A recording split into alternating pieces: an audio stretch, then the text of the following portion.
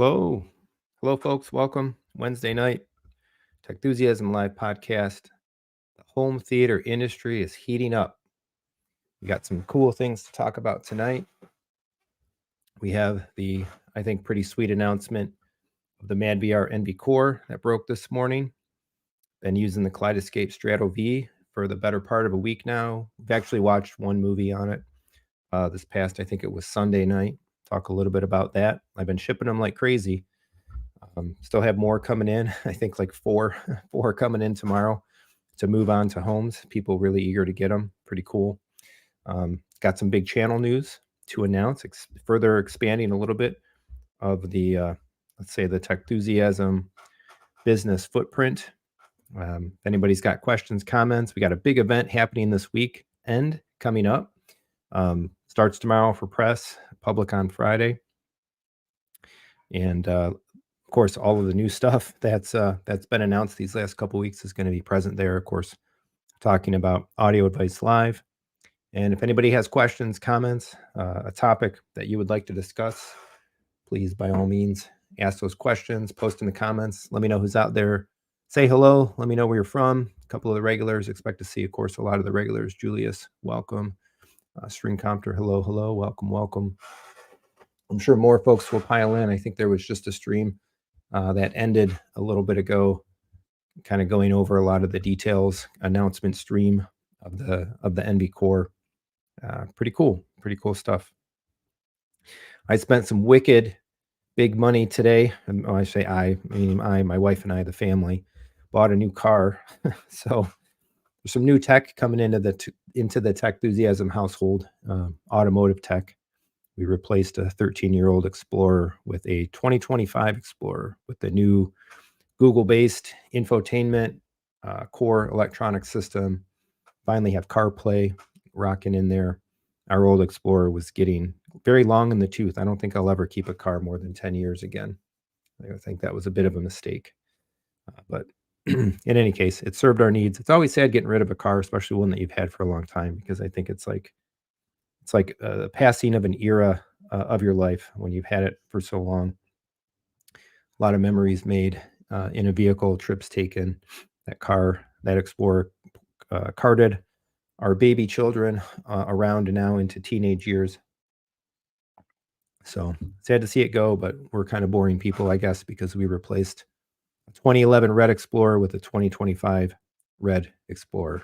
So folks, I know we're laughing at me for that, but we like red cars in the Techthusiasm household. It's kind of our thing. So big hit on the wallet though. And I bought something I don't usually buy. I bought warranties and a service plan. I worked the sales guy pretty good. It's the last day of the month, and I think we got a reasonable enough deal to make it justifiable. But I never like buying extended warranties, so maybe we'll muse on that a little bit later. I'm kind of curious what folks think about extended warranties. Do you buy them? Do you buy them for your AV gear? Or do you buy them for only certain things? But let's get on to the news of the day. So the news of the day, 9:30 a.m. this morning, the opportunity to discuss the madVR NV Core lifted. I think we've got a little bit of a trend happening. If two occurrences is a trend, perhaps maybe there'll be more. I don't know specifically. I'm not saying that with any privileged knowledge, but it would certainly be cool. I think a cool trend is having essentially formerly very expensive entry point, but really hot and interesting and often very sought after elements of home theater hardware being kind of reintroduced with entry level models, or just say reduced cost models, new, more affordable price models that make them more accessible to a broader base, but still do quite a bit of everything that that people have wanted out of the more expensive models. So I think it's pretty sweet, and definitely a cool trend. So a couple comments on this already. Srin saying, excited by the news of the NV Core, emailing Don at Audio Advice after I see it this weekend at the show. Cool, meaning Audio Advice Live. So the Strato Vs are going to be at Audio Advice Live. If anybody's debating on one, the NV Cores will be at Audio Advice Live. hey, I got to throw it out there. If anybody is buying NV cores from Audio Advice, please give them a statement of a Techthusiasm referral. By all means, very appreciative if you would do that. Of course, I've had the Mark II NV Extreme in the theater here for a while now. Actually, I feel like it's been a few months already. I'm not sure exactly how long, um, but I've really tried to make some cool, real showcase content all about it. Show off a lot of what it can do, how it works. Um, a lot of what I've shown in the videos to date about the Mark II NV Extreme uh, is very much applicable to the NV Core. So the one video that I haven't gotten to, and I've tried, I've wanted to set up for it. I've prepared for it, but then circumstances led to selling the JVC projector and stuff. And I can't, I just physically can't make the video right now because I fundamentally don't have a display in the theater at the moment. More on that to come. Is like an HDR tone mapping comparison kind of review. But if anybody is curious to see a bit about how the madVR works, the menu system, options, controls, commands, setup and configuration for how it works with your screen, uh, elements of how it works for subtitle management, elements of how it works for aspect ratio control. I made all those videos. They're sitting in the channel history. I'm probably overdue. I had been thinking about doing it and I just hadn't done it yet. But I think I probably need to make like a video processors sub playlist or home theater playlist and just dump all of those videos in there and then post that to the channel community. I'll probably do that. I'll probably do that soon because I think it's going to be a hot topic that a lot of folks are looking for, particularly now. But again, the majority of the content, I think almost all the content that I've made, fundamentally about the experience of having the Mark II NV Extreme, is applicable to features and capabilities and operational aspects and whatnot of the core. So check those out if anybody is considering one of these. We'll talk a little bit about it tonight as well. Take some questions, take a look at the spec sheets and stuff like that. And yeah, and again, if you're buying one of these, by all means, please go to my friends, my partners at Audio Advice. They are pre-ordering now. I think they had a busy day actually taking pre-orders for this thing. It does ship in the fall. Actually, I could probably put it up here on the screen. It does ship in the fall, as I understand. So not specifically sure what that means. That could be early fall, mid fall, late fall. But it was stated as like fall 2024. It is available at an initial price of $49.95. That is down. The MSRP or the regular price is intended to be $59.95. They are offering a discount, like a early bird pre-order first availability discount, and then the price will adjust back to the planned, I think, $59.95. There is that like extra option as well for another $1,000. So they're discounting 1,000. If you want to add it back in and pay the full retail, you could buy essentially the additional kind of unlock feature. We'll talk a little bit about that as well. But again, if you're ordering these things, they are up. Actually, I don't believe that you can directly pre-order straight up on the Audio Advice webpage. I believe you do have to call. You do have to call in. Yeah, so call to purchase. The other NVs are here with kind of an add to cart option, but the core is call to purchase. Limited quantities available. So I think there is a pre-order stock plan for this thing, and if you're interested in it and you want it right away, who knows? I don't know what the wait may be once the kind of the pre-orders close and the initial rush of stock goes, how quickly more production will come and backfill. But I think this thing is going to move quite regularly, quite steadily out of the gate. So if you really want it, I wouldn't wait, or check it out this weekend at Audio Advice. Make your decision. But again, whoever you end up working with at Audio Advice, please, by all means, if my content helped inform you, I hate the whole influencer thing. Like, not that I wanted to influence you to buy it. If my content helped you understand it and kind of solidified your interest in it, helped you to realize like what the thing could do in a home theater, and so on. Let them know, that you learned about it and you're a Techthusiasm referral. If you've already ordered and you were still a Techthusiasm referral and you forgot to tell them that, call them back and say, hey, please credit this to Techthusiasm, and I think they could still kind of go back and make that referral applicable. So it's some of these comments. We'll talk about it again. If you bought one, post in there. I already see some folks. Sounds like some folks got some pre-orders in. Let me know what'd you buy it for? Why did this get you to jump on madVR immediately when maybe you had been considering it before? What is it that you're kind of looking for? What sealed the deal for you? I think it looks great right off the bat. I really like the transition of the NVs from the Mark Ones to the Mark Twos.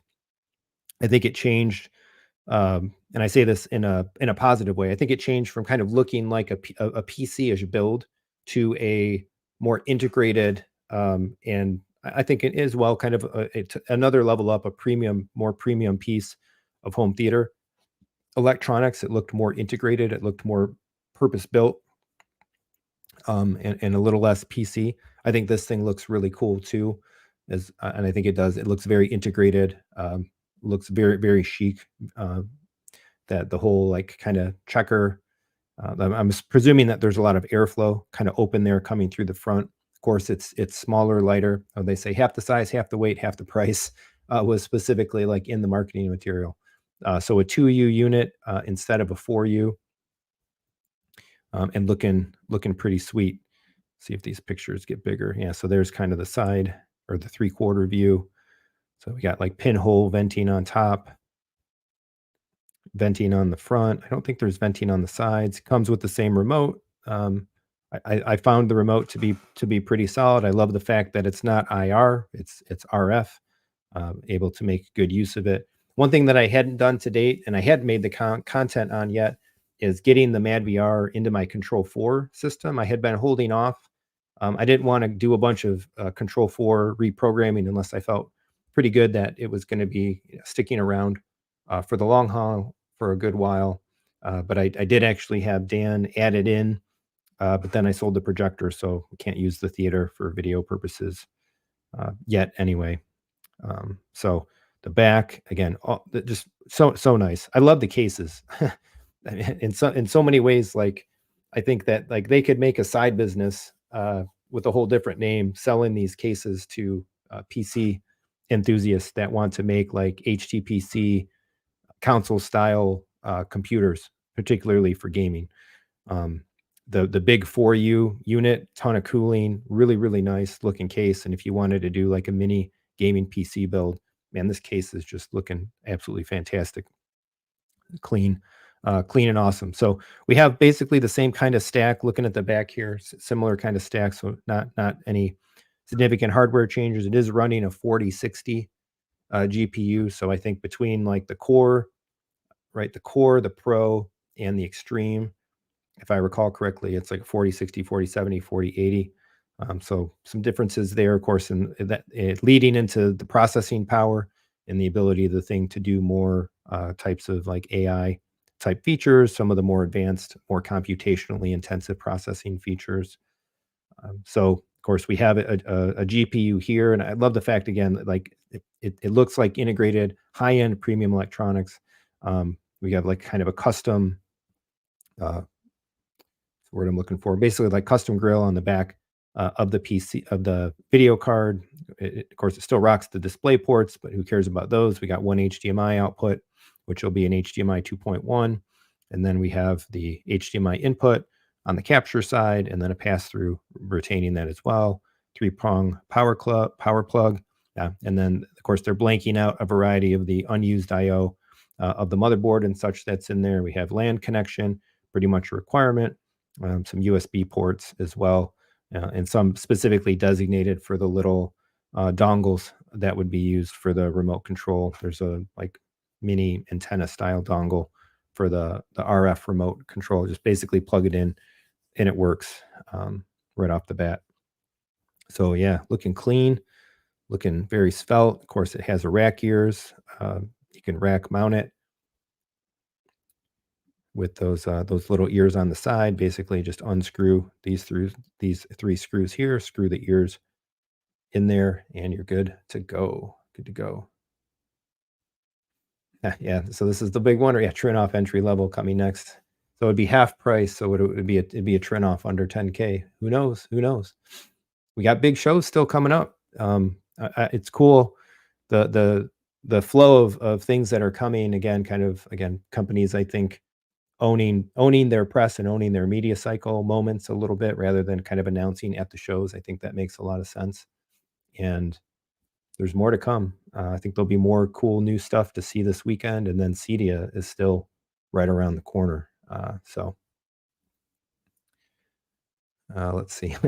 Michael, be mad if that happens, meaning a cheaper Trinoff, since he just got the Anthem. I think you're fine with the Anthem. Quite honestly, I'm very happy with the ABM 90. Ooh, here's another one. Tar Hoya, welcome. Pre-ordered my NV Core right after the announcement. Excited to finally join the madVR family. Welcome, Tar. Oh, you got it from Audio Advice. There you go. Told me to expect to start shipping sometime in September, but I'm not sure how accurate that is. Well, hey, it's fall. So Tar, I hope you told them that you're a Techthusiasm referral. If not, call them back tomorrow, stat, and say, hey, I forgot to let you know. I learned a lot about the madVR on Techthusiasm, but super congrats. I think this is gonna, it's just like the Strato V. I think is selling like gangbusters, and I've moved a bunch of them. A lot of excited folks coming in to the Kaleidescape platform with the Strato V. I think there's been a lot of fence sitters, post sitters, people sitting on the sidelines wanting a video processor, debating the Lumigen versus the madVR, kind of holding back a bit because maybe they had a particular interest for some reason or another that they were drawn to the madVR, but it was in excess of $10,000 thereabouts, and now a whole new level of affordability, relative affordability, of course. It's still an expensive tool, still an expensive toy. Have to say that. It's still $5,000, but with the V, with this thing, some really cool stuff is opening up to more people in the hobby, I think, which is really nice. So Sren saying like that the NV is 2U rack size. Yep. Yeah, must quieter, take up less rack space. It'll run cooler. The lower spec GPU itself, I think, ultimately it just won't run as hot, or is effectively easier to cool than a higher end card. In the NVIDIA, I know a lot about the PC GPUs because I've been a PC gamer. I have a 4090 in the gaming PC downstairs, eagerly anticipating the announcement and release of the 5000 series NVIDIA cards, perhaps this fall, end of year as well. Although there's been some rumors that those might be pushed off into 2025. We'll see what happens there. But the bigger the card, the bigger the package, the more power. There's definitely a lot more power and heat to dissipate out of it. So you can do a lot more in a compact gaming PC build with a lower spec GPU, for sure. So, Tar saying big selling point. His setup is a living room. Yep, finding space for 4U Pro or Extreme was tough. Yeah, and just to reiterate again, yep, you can't pre-order it online. You have to call or email. Call them up. If you want to work with my Techthusiasm specific business partner at Audio Advice, you could ask for Michael Glenn. Call him up, ask for Michael, let him know that you're a Techthusiast, and he will get you all set. So cool. Don told me to have the E-Team create a custom cart for it. Yeah, I think they were working on the preparation. Here's another guy that probably knows something about the NV Core. Welcome, Sammy. Stop by to say hello. Get back to working on review. I wonder what you could be reviewing. Just got mine integrated. Oh, meaning what did you just get integrated? Makes it so much easier with Control 4. Oh, yeah. You just bought into you're reviewing Control 4. Yeah, rack size, a big selling point. Yeah, I think that the size of the devices, like serving more purposes. So actually, interesting here, since we're talking about a living room setup, is that a projection setup or is that a flat panel setup? That's another thing to probably talk about here a little bit, because I've already had a number of folks reach out to me and ask, "Hey, I've got an OLED, I've got a flat panel. Should I be interested in the new madVR? Like, will this thing do something cool for me?" And so we'll talk a little bit about that. Spoiler alert, I have to say that the something like an NV, a video processor in general, does a lot more for you if you are in a projection setup. Um, there's kind of like levels to it. So if you have a projection setup, I do believe it does more for you than if you have a flat panel. It's not to say that people don't put them on flat panels. Real, like heavy scrutiny folks that just want the absolute best in tone mapping, have some other type of integration or video processing element that they're maybe specifically looking for. That's cool. Great. Kudos to you. I think the value proposition grows stronger if you have a projector. I think the value proposition continues to grow stronger if you have a non JVC projector, of course, because again, HDR processing and tone mapping, I think, is really one of the winning features of these devices. And granted, while these would be superior options, right, to a native JVC operation, perhaps, at least if you have the JVC, you have good tone mapping for all of your sources. Uh, so, and then lastly, of course, if you have the scope screen, I think is really where the absolute value shines. In all the videos, again, they're here on the channel, talking kind of all about that stuff. Um, because if you have the scope screen, now you're taking advantage of aspect ratio management. You may be using some stretch and fill type behaviors.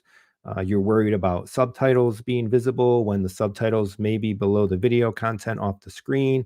And that's what these devices are made for, is to solve problems. I like how Chris Deering puts it. Video processor solves problems in your video chain, in your home theater setup, in your installation. It's just a matter, I think, for each individual, what problems do you have that you want the device ultimately to solve. So, oh, maybe I was wrong here. Just double checking. Wrong. The remote is different. The Core comes with the RC1 standard RF remote versus the Pro comes with the. Oh, didn't realize that. Let's take a look at this. RC1. Oh, non-backlit. Okay, interesting. It still has the same functions and buttons, but I guess, okay, there is interesting. There's a minor difference in the remotes. Thank you for that. So Deben is, what is a video processor? So we kind of touched on this a little bit, but a video processor is a device, specifically one of two effectively in this hobby, right? A madVR, Envy, or a Lumagen, essentially, that goes in between your display devices and your display. And it kind of, as we alluded to earlier, right? They solve problems. They process the image in various ways to optimize the video presentation within your system. They run primarily, I think some of the most important elements involve HDR processing, specifically for tone mapping, and more particular for projectors that are brightness challenged and need help, essentially mapping HDR at good levels and doing good things with the HDR signal overall, solving integration issues like aspect ratios, management, making sure you don't lose those subtitles, doing advanced features like the more advanced madVRs can do motion interpolation with some really advanced algorithms that can create some pretty interesting results. I think that some folks really do like. Of course, the motion AI isn't on the core models, but um, on the higher spec versions, and then and then more. Basically, if folks have things like a lens on their projector, the madVRs can fix geometry problems depending on your installation. They can fix distortion problems introduced by a lens. So it's a piece of equipment that, again, if you have certain installation logistics, limitations, and problems, that this can solve. In my setup in particular, the thing that I was most interested in having a video processor for, I had the Lumagen for a while last year. I've had the madVR Mark II NV Extreme in the system right now. The thing that I like the most is the aspect ratio management, not having to do lens memories, having to switch uh, and wait for a motorized lens system to go to a separate selectable mode. But instead, you just play content with your settings as you have them, as you like them, and the video processor adjusts, stretches, zooms, fits, right, to make sure that it's always making um, the most that it can of your screen. So that's I think that's the number one item because I've always had JVC projectors in the theater. The number one item that I've looked for. Um, I think that overall the work that the NV is doing on the system with the tone mapping, HDR presentation, all of that stuff has created some of the best imagery that I've seen in my theater. Been impressed with that. I have tinkered with the motion AI. I usually don't use the motion AI too much. I haven't used it too much to date other than experimenting with it, but I'm very eager to try it again when I get the projector upgrade. There's some frame rate mismatchups, essentially, I think, between the JVC NX7 that I had running at 60 hertz for a higher frame rate, and movie content being, of course, at 24 hertz. So, and not those things, not those values not being even divisions of each other. And so I think to me, I really kind of noticed some of the frame cadence and stuff like that. But I'm eager to revisit some of the more advanced algorithms, motion AI, when that NZ 900 comes, which I am now one step closer to. Talk about that in a little bit as well. All right. More regulars. Welcome. Welcome, friends. Welcome, friends. Let's see. Michael Laws. How dialed in did you get your madVR? Does it really need a calibrator? Do they have out of the box profiles or to projector type? Um, there, I mean, there are out of the box settings. I happen to work with a friend in the chat right here. Sammy Prescott helped me and made a bunch of recommendations for kind of some starting settings to try out. There are, I think, one of the things that I said a lot, uh, Techthusiasm, speech bingo when you watch the madVR videos is how many times did I say like adjust to taste? Because a lot of the settings are like that, wherein you can really choose like how much of this do I want, how much uh, how much do I not want when I'm doing things like managing the subtitles and stuff like that. What kind of hold off do I want to have? Do I want to have it quickly switching? Do I want to have it kind of latch and hold so that it's not jumping up and down through a scene if there's some subtitles and then there's not, and then there's subtitles again. So there's a lot of freedoms there. I think one of the real pros, quite frankly, one of the benefits of madVR over Lumagen is the accessibility of the menu system. It is a little more front and center. I think it is easier to use. There is some really powerful settings and profile and adjustment management there. They have one of the things that I love in an interface like that, which is essentially online help directly on the screen. As you cursor over certain controls, you get a nice paragraph, right, explaining what the control does, giving you a couple sentences of explanation. I think the stuff comes with great support generally as well. And I'll toot the horn again of audio advice in this regard. They have basically directed setup to some extent with the madVRs. They will make sure that you get kind of handheld or advised and directed through making sure that the thing is running very well, that you have a good setup experience, and that you're ready to go with it. So Lumagen, I think you definitely want to have help, like a Chris Deering, like one of the experts, right? Helping it to get set up, to get programmed correctly. And then it kind of really does become hands off for all intents and purposes. Once you have a variety of the madVR settings kind of set up for your system and dialed in, it also is kind of a hands off device, but it lends itself a little more to experimentation, I think, and to a little bit of tweaking and playing around. Like maybe let's if you have the higher end model, let's use some motion AI versus not in certain conditions. Maybe in certain content, you may want to dial some things up or dial some things back. Doing stuff like that, I think, is a little more accessible in this family of devices. Michael is saying as well, if you hook this to an NZ whatever 100 or JVC projector in general, do you turn off all the projector processing and features? Fundamentally, so yes. The way that I'm running, you have a couple different choices in some of the configuration options. The way that I'm running mine is that the NV takes in all the source content, whatever it is, SDR, HDR, etc., and then it maps, and it's sending basically a fixed 4K BT 2020 SDR image to the projector. And so my JVC is configured to run in SDR mode. It's frame adaptive tone mapping stuff is turned off. And a bunch of those other kind of internal projector supporting feature processing elements are also disabled because, again, the NV is really taking care of them. The projector gets squared up and zoomed basically to your proper screen fit, whether that's 16:9 or scope or whatever, and then it stays there again. So kind of work with the two in concert with each other. In the videos on the channel, talking about like using a little bit of masking, using the geometry border, like field of view border of the NV to set that up with your screen. All of that stuff is kind of a one-time setup as well. So there definitely are things in the projector that you will not use any longer by virtue of having a video processor in the chain. Strin saying, how will this affect Lumigen since their processor is the same price and more complicated to set up? I like the guy. I like the guys at Lumigen. I appreciate the opportunity to demo their stuff, but the business landscape of video processors changed today.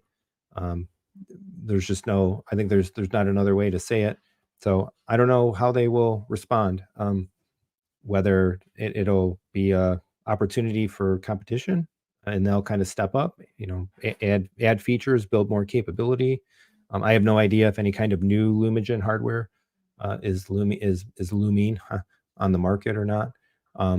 But we'll see. The reality is, though, now I think one of the biggest factors of differentiation between the two boxes in the eyes of the consumer, in the eyes of the folks considering these devices, has been cost, and the fact that Lumigens can be had for significantly less MSRP than the like Mark II Pro and NV Extreme models, and even particularly there's always an opportunity. I think generally an opportunity to grab used Lumigens at a discount. See them on the Kscape Owners Forum, see them on ABS Forum. And so there's a big value market opportunity in them, in the used ones. But this changes the game now quite a bit. I think putting some real power in competition, where price is no longer the major differentiating factor between the two. Now you have to look at usability, features, build quality, support, or I guess maybe let's say faith and hope in coming features. This is the kind of device that you want to see ongoing development on, cool new stuff being added to it that you can take advantage of in your system. And rightfully so now, like price isn't the discussion point. It's all of those other elements, I think.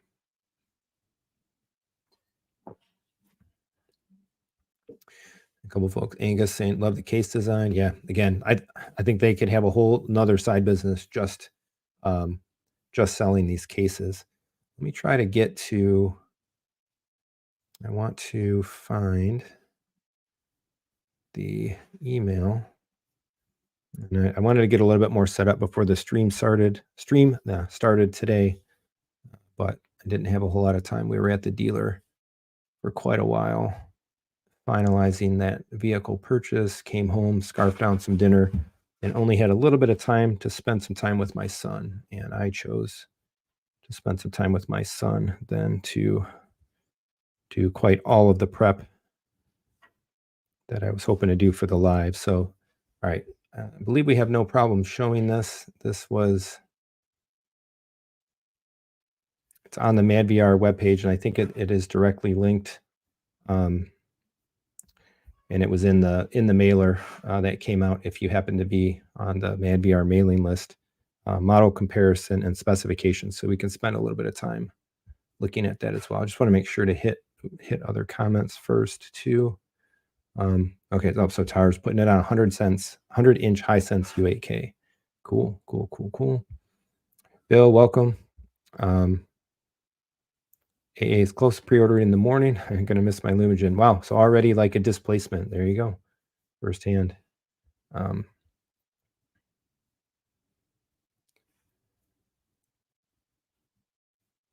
So Shrin saying the Lumigen is not as easy to set up. This is what I've heard from a Dream Media video that was comparing the two.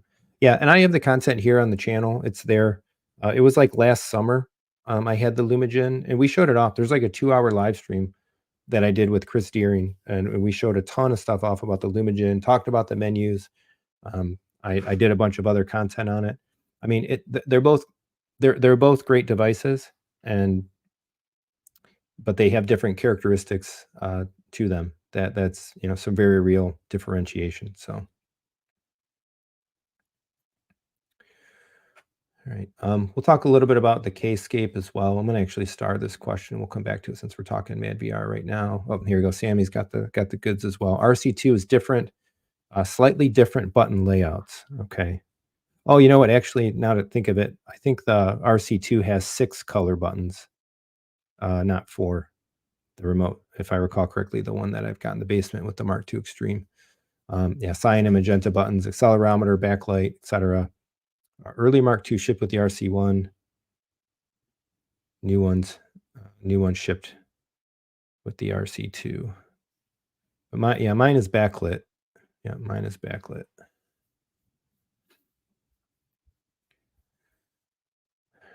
Let's see, a couple more Kaleidescape questions. We'll come back to it. Bill asking, what projector are you getting? My plan is for an NZ900, and I'll allude to it right now.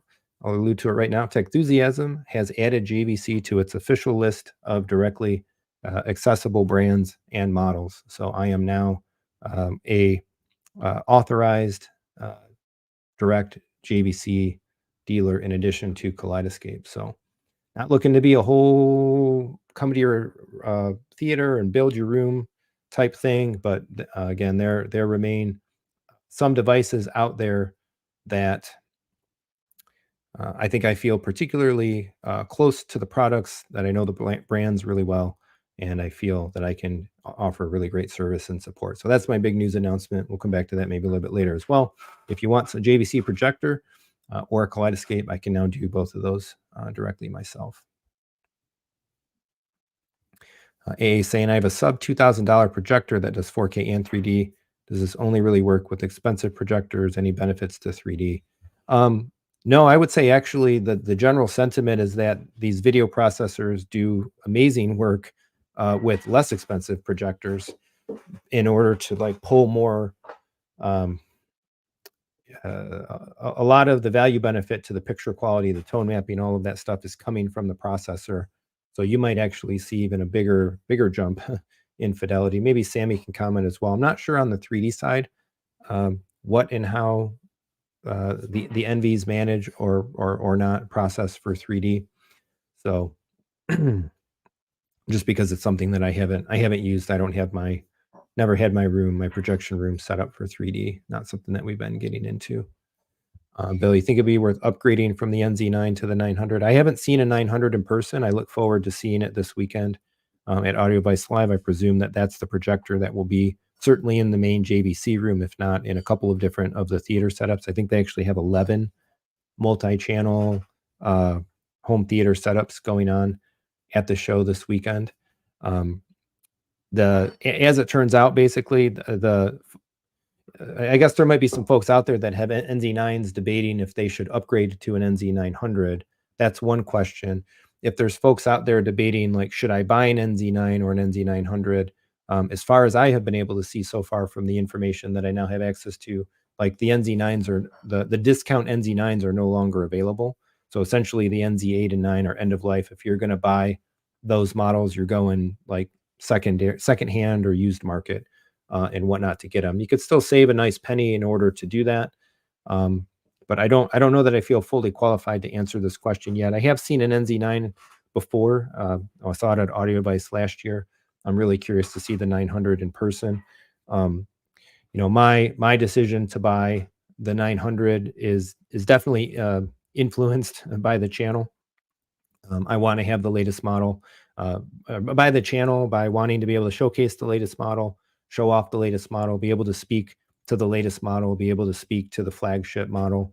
And then, of course, now as set up as a JVC dealer, wanting to have the first hand experience with the model. I think it's going to be awesome. The sentiment that I saw about the NZ900 out of M-Wave, where people were seeing it there, was that it was very positive. It owned very strongly. So um, that's my plan. NZ900, just a matter of taking a couple more setup and configuration, getting a couple of logistics taken care of, and um, getting my order in, and then start getting ready to offer if anybody comes asking for JVC projectors. So, oh yeah, yeah. Hockey's got a Lumagen. So some good comments here. Lumagen continues to add features of their existing product. Don't require people to buy new hardware, at least to date. Yeah, I think the current models have been around for a while. Um, they've been able to add more and more capability. Very happy with this Lumagen. Yep, and this is a good astute comment here. In my humble opinion, what makes these processors provide value is having a superb calibrator that collaborates with you. People know how to make the processor shine.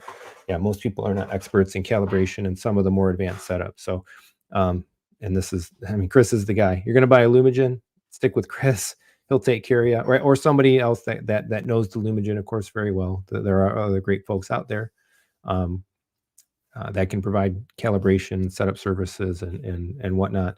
Um, if you're getting your madVRs through audio device, you are going to get, uh, I think, to some level of assisted help, direction about settings and optimization and stuff like that. So, yeah, Michael, IR remote should be outlawed at this point. Yeah, I agree. I agree. Um, as nice as it was to get the black remote back with the Kaleidescape, I'm really uh, wishing that they should still have gone better. I'd almost wish they should have done another remote iteration with the V, in my opinion, and they should have had an RF remote with some brushed metal and some volume controls and stuff like that on it. Um, Yep, I agree. I agree. Here's the answer to the 3D question. Thank you, Sammy. NV can do 3D luminance boost to make for brighter 3D. Video processor will allow you to use more of your available light in a more meaningful way. So, but 3D luminance boost is only available on Pro or Extreme. So keep that in mind. Srin saying it'll be interesting to see the NZ800 too, and if the NZ7 replacement comes out. Yeah, I think that of course we've got the NP5 and the NZ7 would both be due to be an NP500 and an NZ700 perhaps. Maybe they drop the bulb projector out entirely, and there's like an NZ500. Um, this is all conjecture. I know nothing about any product roadmap, but I've been saying for a while that I would had originally expected to see these projectors, new JVC stuff, was hoping or expecting to see it around CEDIA time. We already got the high end stuff. It makes sense, I think, to announce the high end stuff, filter that stuff out into the market, and the 800s and 900s are available now, ready to go, ready to buy, ready to ship. Um, and then a couple months later, perhaps CEDIA, maybe, right? You follow up with the lower end of the spectrum. And I think if it were my product line, I think there's opportunity and just a very natural flow to NZ 500, 700, and then 800, 900.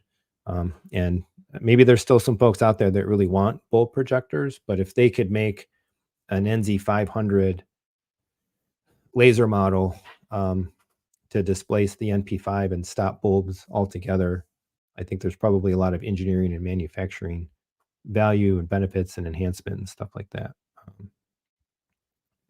Year round. I bet there are some new MK Mark II customers who dropped more money that are a bit upset right now. That's technology. So, and there's still other benefits to the more expensive models. We'll take a look at the spec sheet here in a second, but in terms of like what the higher models can do. And so if somebody really wanted those features, right, or they wanted certain levels of upgradability, whatever it may be, they could be very happy that they bought the higher end model and are good to go with it for quite a while to come. So we'll see where it goes. Yeah, can be upgradable. Vincente Postiga Noguera. Wow, welcome. So many new names. It's cool. Like the streams have been so well attended the last couple of weeks. I really appreciate everybody coming out. We had a massive stream last week. I think it was last week or whatever the last one was, showing off the V firsthand. Does the NV core have at least 2 HDMI inputs? It does not. So there is one input, right? One HDMI input here and a pass-through, which is a non-processed HDMI output, and then a processed HDMI output, depending on how you want to connect your stuff and if you have certain things that you do not want being video processed versus things that you do. So I have the video for this as well. I think it was one of the earlier madVR videos that I did. Specifically, it was something titled about let me see if I can find it. Like the HDMI, yeah, madVR NV Extreme Mark II install an HDMI connection guide. Oop, don't play that one. Is available there on the channel. It's about 4 months ago. Wow, it's been that long. Holy cow. I was thinking it had been a couple of months. It's probably been, yeah, it's been 5 months since actually I made the unboxing and overview video.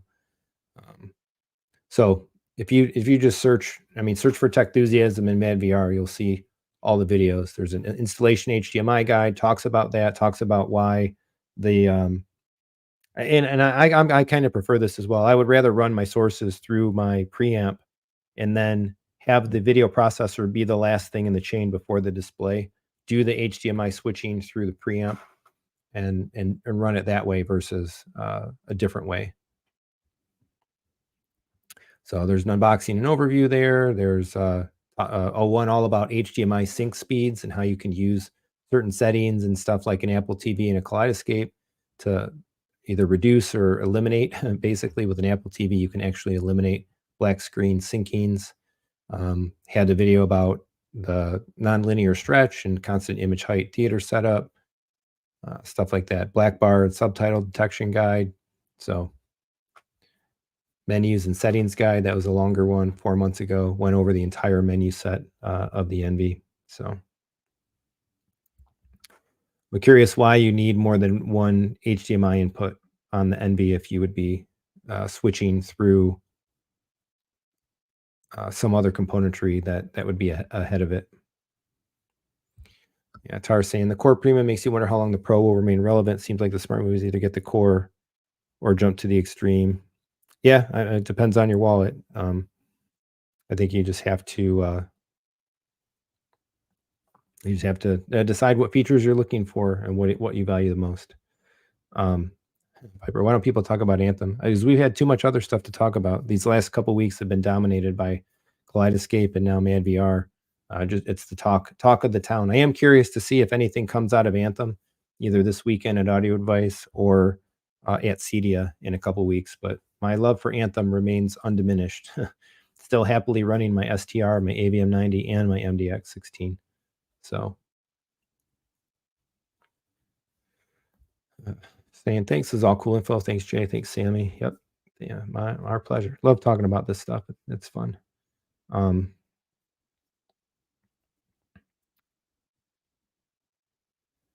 Erod saying the Kscape doesn't have RF. No, the remote that comes with the Kaleidescape is IR. If you need control with the thing in another room, either use a control system or, like Michael's saying here, the remote app functions as a control for it, it works really great. Actually, it's very nice interface to control the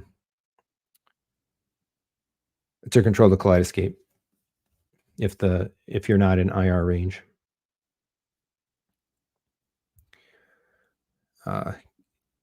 Guillermo Martin, welcome. Lots of new names, love it. So this guy sits between your processor and your projector. Well, between I think you mean your source or your audio processor. Got it. Sorry, I'm thinking like video processor. It is the video processor. Yeah, the NV sits ideally between your receiver, your audio processor, and your projector. Yep, so one HDMI. One HDMI is enough. And honestly too, I said this in the video that I made, the one that was there from a couple months back. To me, I think that's the superior way to do it. I I prefer running my system in that configuration. So Bill's saying, good question. Currently, my Apple TV in K is connected to my Lumagen. How would that work with the madVR? Just run it through the amp. Yep, exactly. What is your Bill? What is your audio processor or receiver? Ideally, ideally, you would just run through. You would run through that and switch through that. The cool thing about the NV2, and I talked about this in the video prior, is one of the elements of the Lumagen having so many potentially HDMI inputs is perhaps you need different settings or different video processing for different sources. You can configure those settings per input. My throat's already starting to burn out. You can configure different settings per input, and then the Lumagen will do that stuff. Well, on a madVR, you don't have you only have one input, right? So how do you make custom processing configurations or settings potentially for different devices? Well, it's able to do it all in software. You have different profiles that you can enable and select basically within the settings of the box. And so you can essentially, it's like kind of like the Anthem, actually. It's like basically a virtual, you set it up with a virtual style input. So if you don't need different settings, and I have the same thing, right? That's what I use basically in my theater. I have an Apple TV, I have a Kaleidescape. I have those going via HDMI directly to the AVM90. The AVM90 comes out into this the input port on the NB, and then my output port goes to the projector. And again, if I really wanted to, I could use the profile settings inside the NB software to do specific setting differences and whatever for those sources. Mr. Martin saying he has an Altitude 16 now with Kaleidescape and Apple TV running through it. It's also only HDMI 2.0. That doesn't matter really for those video sources. You're watching video content that's largely going to be 4K, originally 420 compressed, 24 frames per second. You don't need anything more. You don't need any more HDMI bandwidth than that to carry that signal. If Sammy is still here, he might be able to comment as well. One of the things that I think also we kind of optimized a bunch of settings for is that like processing happens ultimately, I think, in the 422 color space around a variety of these devices. So like we have, where possible, you set up devices to output your source devices to output 422 color. And then there's less like extra compression, decompression steps as it moves through the chain. But it doesn't matter. Your menus as well. The boxes are going to output 4K 60. That all passes through the same HDMI ports. There's really nothing that HDMI 2.1 is doing. The only thing that technically that HDMI 2.1 could do would be to allow you to run menus in native 4K, 60, or even up to 120 FPS at 444 uncompressed color. And that's basically how you want to run definitely a PC. I've got my gaming PC running in there. And that's how I run the gaming PC, because that's what makes a desktop look proper, look right. An Apple TV or Kaleidescape UI, it'd be nice to have it technically run at that level, just to say that it can, but it's not as important as a desktop showing so much smaller text and other things like that.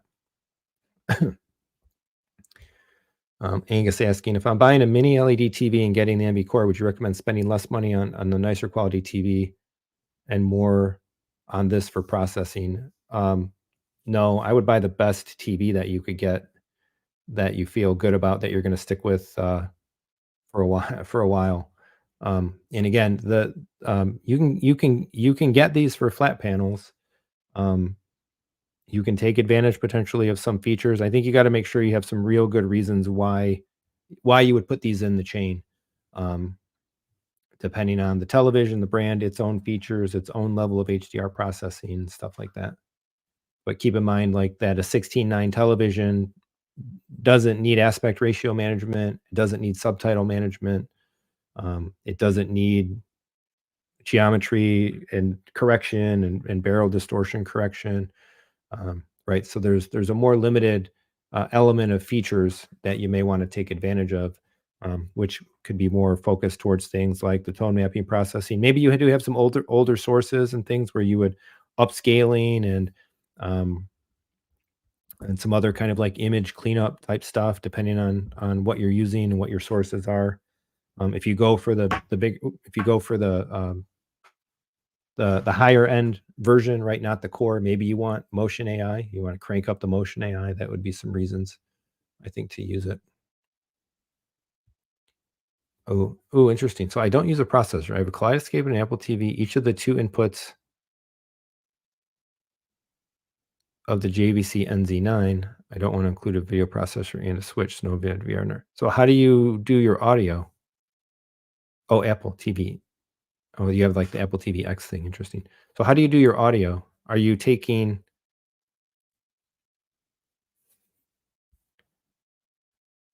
really like the Apple TV X? I also use it with Infuse Pro and a NAS. Love that. Output of my Apple TV X goes to an Audio Praise Vanity Pro to improve audio and video. So the Apple TV X is only an older Apple TV. Does it have an optical? I guess you must be running. You're not using HDM audio then. If you have, you're not using a yeah, JVC NZ9. There's no way to get the audio back out of a JVC NZ9 back to the audio system. So you've got to be splitting video to the display and um and then audio like optical or coaxial to the rest of your system. So in that case, then yeah, you would have to add something. You couldn't use this for all of your sources, both sources, without adding something in between. Um, some kind of a switch, some kind of something. Um, at the minimum, I mean, you could get like a little automatic uh, HDMI switch that would be like a two, just a little two in, one out. I forget the brand of the one that we were playing around with. I had the videos about it a little while. My son and I, when we were messing with the last PlayStation 5 we had, we were playing with HDMI splitting and routing it to different rooms. But you just get something that's like the inverse of that. It could even have some auto sensing. So like the Apple TV is the main one, but if the Kaleidescape is on, then it auto switches to the Kaleidescape. Kaleidescape goes off, it auto switches back to the Apple TV. That would give you a two in and then one out that you could run into the NV and then onto the display. That would be your probably your path of least resistance um, about it. So by saying madVR is too expensive. Well, a lot of things are. Does the same thing. It doesn't do the same thing as a Panasonic DVD player. I disagree with that very much. So it does a whole lot more, depending again on your installation and the elements of your system and the capabilities that you're taking advantage of. And Angus asking, yeah, the Apple TV X. I thought the Apple TV X was a really cool idea. I was really intrigued by it um, a while back. It's a project that I haven't checked in on in a bit. Um, it'd be something that I'd really be curious to see firsthand. I think Chris Deering was gonna get one and talk about it. I don't know if he ever actually got one. Um, so yeah, digital outputs to the Kaleidescape go to two inputs of the DAC. Yeah. So yeah, little smart switch. You can get them on Amazon. Just do a quick search here. HDMI, two in, one out, auto switch. Or Orei. I think that might have been the brand that I bought of the splitter. Orei 8K 2x1 HDMI switch, 4K 120 auto HDMI selector, 48 gig resolution. Switch between two inputs. Boom, that's it. And then one of the inputs takes priority of the other, and you'd be good to go. You'd be able to run it. Angus asks, I think one of the HDMI ports on the NV is a bypass. That's correct. So that's what this is. The pass output is a pass-through output. So all of this, whatever signal is coming into the NV goes in an input port, and then the processed output comes off of the GPU, and there's an unprocessed pass-through. You would use the unprocessed pass-through primarily for gaming sources, but there may be some other reasons potentially why you may use it as well. Question. Yep, I am going to Audio Blast Live. I'll be there like Friday to Sunday. Super happy to go. I just bought an Anthem. Scared they'll have a new product. I don't know. I think we still got some time on the current Anthem models. Wow, super chat. This might be the biggest single super chat that I've ever gotten. Bill, thank you so much. That's huge. That takes the bite off of the 58 grand we spent today. Much appreciated. I hope we didn't waste money on that extended warranty.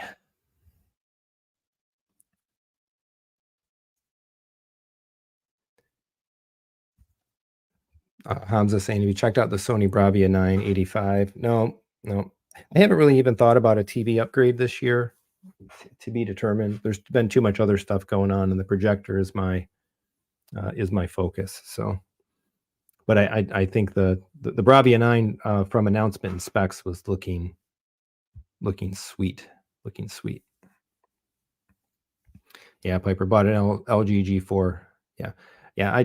I don't think you add these things to certain flat panel displays unless you just really want to, or you have a very specific reason to.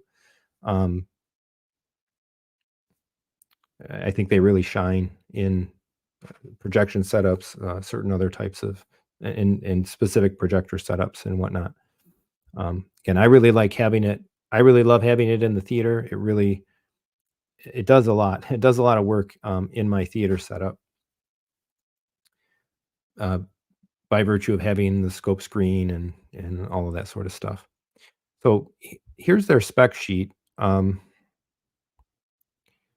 I just want to make sure. Let me see here. Oop, I don't want to do that. I wanted to look.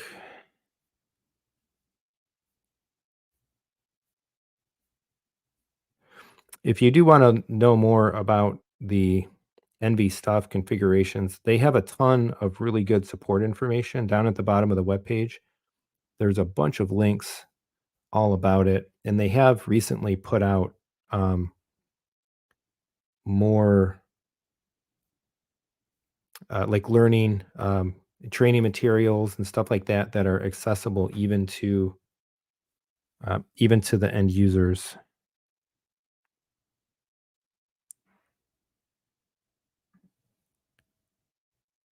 Okay, so this spec and model comparison is the prior one. That's just the Pro versus the Extreme. So they have the Core on here, but they don't have a direct link. Let's see what this one goes to. Nope, going back to that video. Sorry, I don't want to put up something that isn't potentially freely distributed to talk about. So, and I'm not seeing it linked here. I think this chart is the next version of the chart that should end up showing up down here. Or if anybody can confirm as an end user or a potential user on madVR's mailing list, did you get an introducing email today? Hello, madVR community. We're thrilled to announce the launch of the NV Core. And actually, it's in the press release. Give me 1 second here.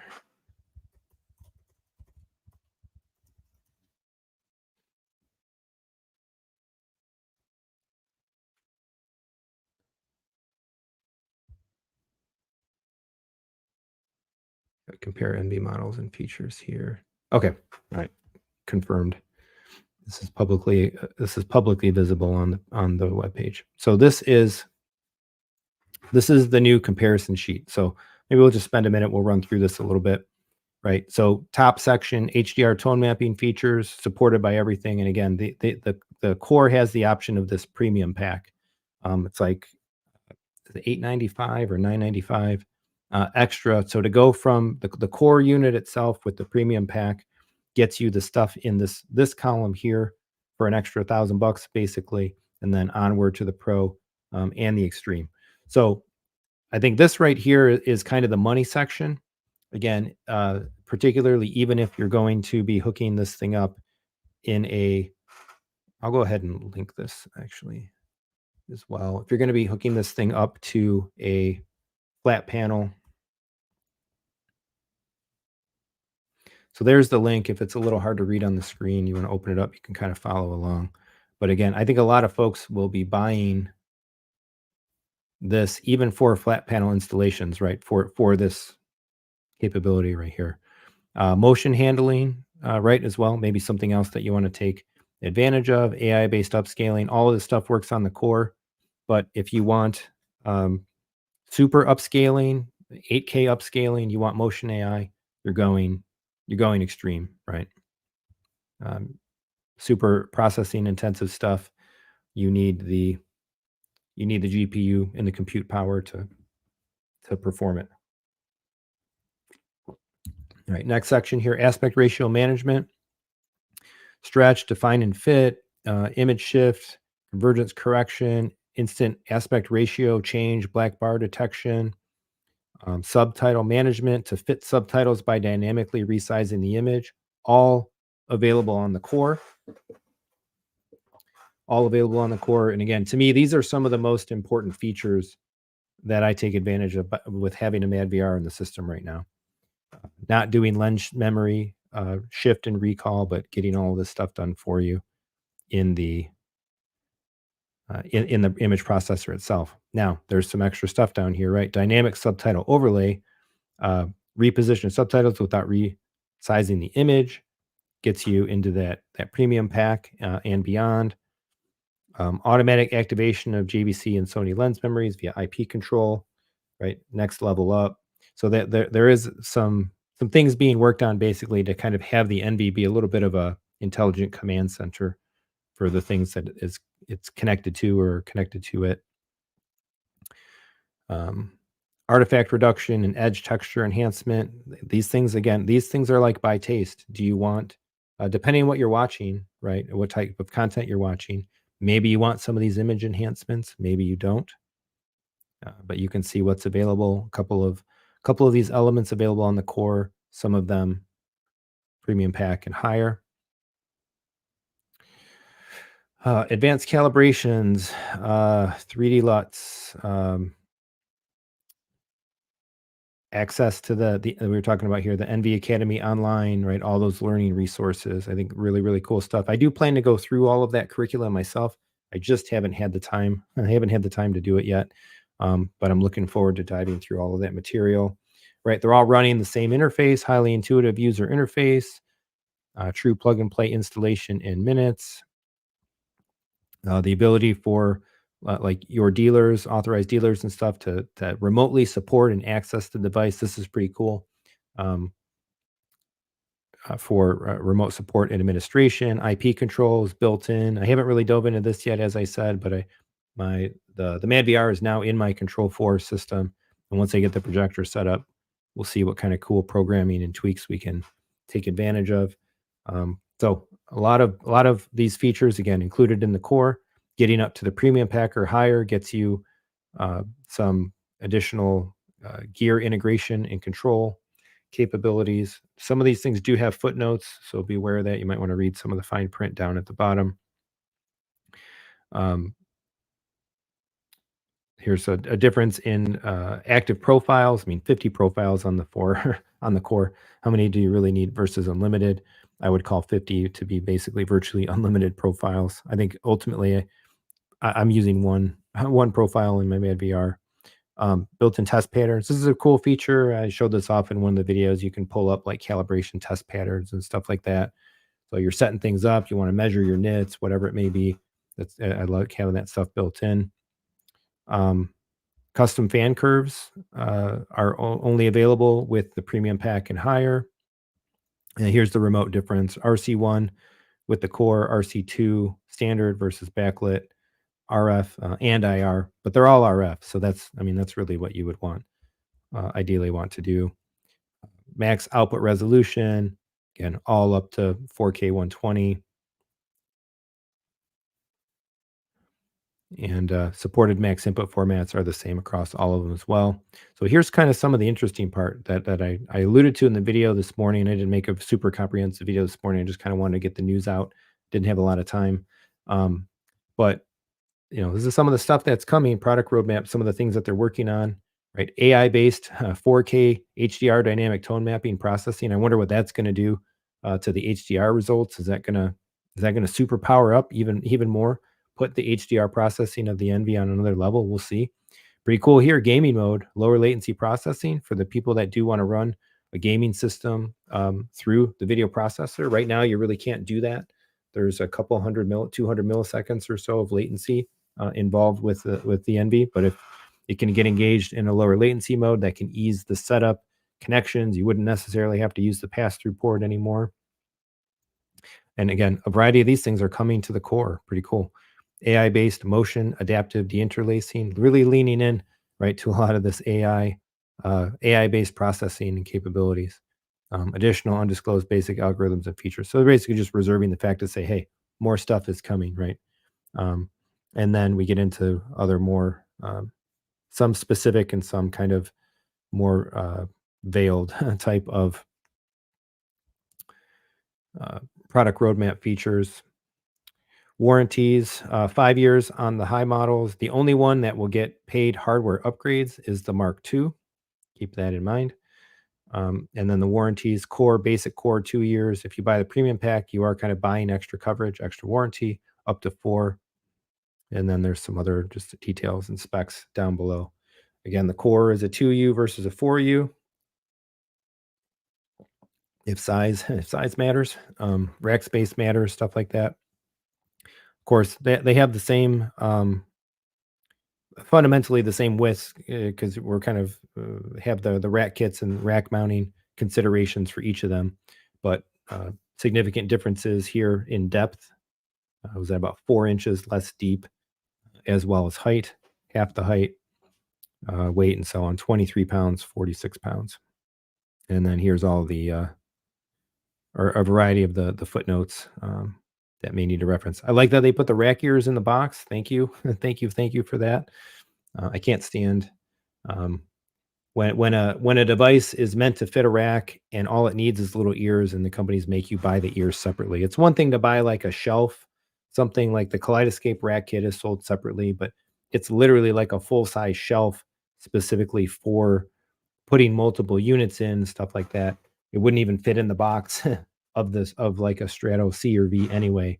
But when it comes to this stuff, there's been other devices in the past where I had to buy, right, stupid little rack ears, just little rack ears, little L-shaped metal elbows to rack mount something, versus having that stuff be in the box. So yeah, so that's the NB Core. Hit some final comments and questions on this, then we'll maybe muse on a few things. And if anybody has any other topics, we can hang out for a little bit longer here. Michael's saying, should NV on a scope screen really be paired with a lens? No, you, it doesn't have to be, or I don't think should.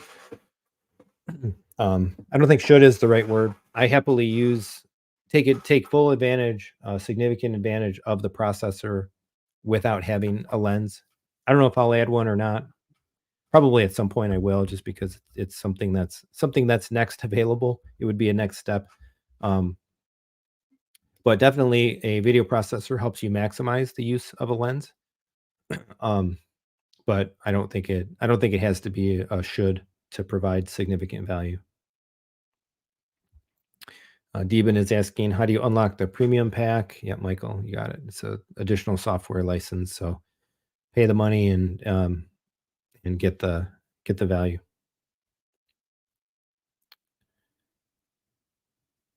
Cool. More friends popping up. Welcome, Frankie. Hopefully, I can see you this weekend as well. Good question here. Michael saying, do you have to adjust the lip sync settings or auto delay after installing the NB? Yeah, you do have to account for that processing delay or your lip sync will be off. I think I ended up putting in, how can I show this? Let's see. I think I just ended up hard coding a delay into my Anthem. Depending on what processor and stuff you have, there, yeah, I have a 200 millisecond lip sync delay just hard coded in. And it seems pretty good to me. I did a bunch of the actually Audio Advice has a video on their YouTube channel which is a delay setting. It's one of those videos where the ball goes back and forth and it ticks right in the middle so you can tweak your settings and hit the right delay so that the ball and the noise converge at the right time. There's other of those and stuff available. But yeah, I have that coded in, and that seems to work pretty good for my setup. There's something, I forget what it's called. It's in the NV documentation about there's like auto HDMI sync delay. There's actually like an HDMI feature, HDMI auto lip sync, where I think I'm not sure how it works, but it didn't seem to work in my case. I felt I needed manual intervention to get it working exactly right. So it might be something that you just need to try in your specific setup. Yeah. So Bill, that's it. Yep. Deal with audio sync. Yep. Use a calibration type of video and manually adjust either through the ideally through your video processor. If the HDMI content is flowing from your source to the video to the NB to the projector, the delay is after your audio system. You would want to put the delay in the audio device, basically. Ran, welcome. Seems only usable for projectors. Yep. Help projector guys. Yep. Fit in more budgets. Yeah. It's pretty crazy how, again, like, I mean, a madVR and a Kaleidescape was a $20,000 proposition in a home theater setup 2 weeks ago, and now it's $10,000 proposition. So I think that's pretty cool. Jay saying, yeah, many people wanted barrel distortion in here, and that's geometry correction is pretty intensive process. I guess it's only actually in the extreme.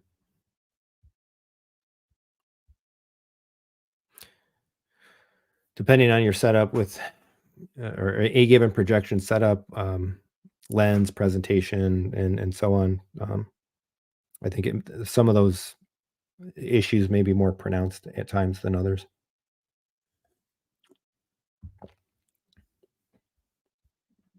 Yeah, Bobby Digital saying audio device can do remote setup with your madVR units. Yep. Again, go to them, go to them, call them up, ask for Michael Glenn. If you would mention Techthusiasm, if you're already working with somebody or you don't end up talking with Michael, you talk to somebody else. Please mention me as a referral. Helpful, uh, very helpful move for the channel.